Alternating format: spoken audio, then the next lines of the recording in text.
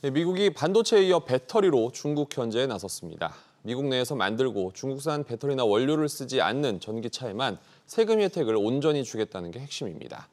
자동차 회사 입장에선 보조금을 받지 못하는 셈이라 가격 경쟁력이 크게 떨어질 수밖에 없습니다.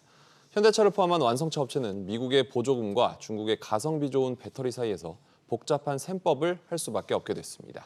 서주현 기자, 우선 기아차가 얼마 전에 처음으로 중국산 배터리를 장착한 전기차를 출시하면서 말이 많았는데 어떤 차였죠?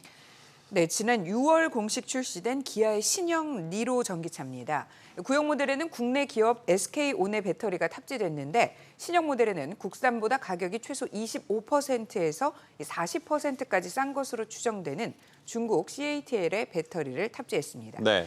내수뿐만 아니라 수출 모델에도 탑재를 했습니다. 업계 1위인 현대차 그룹에서 중국 배터리를 탑재했다는 것은 가격 경쟁력뿐 아니라 성능도 많이 좋아졌다는 걸로 이해할 수 있습니다. 니로의 경우는 미국 수출용에도 중국 배터리가 탑재가 됐다는 얘기인데 그렇다면 보조금은 받을 수 없는 겁니까? 그렇습니다. 니로 EV의 경우 기존 판매가가 4,530만 원 선인데 배터리 가격이 전체의 40% 정도인 2,100만 원입니다.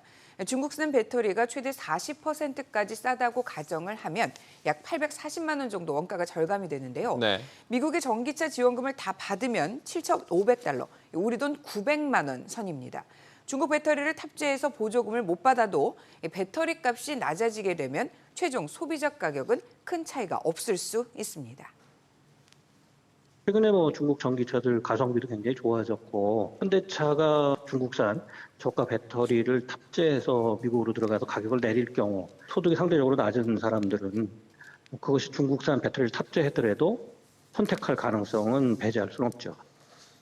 중국산 배터리나 원료도 문제긴 하지만 미국 공장에서 만들어야 한다는 것 자체도 쉽지 않은 문제 아닙니까? 네, 맞습니다. 미국에서 가장 많이 팔리는 현대차 그룹의 전기차는 아이오닉 5와 EV6인데요.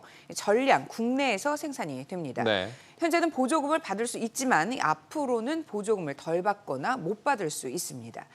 GV70 전기차의 경우 올해 10월 알라바마 공장에서 생산 예정이지만 노조의 허락을 받아야 하는 데다가 생산량을 증가하기에는 시간이 필요합니다.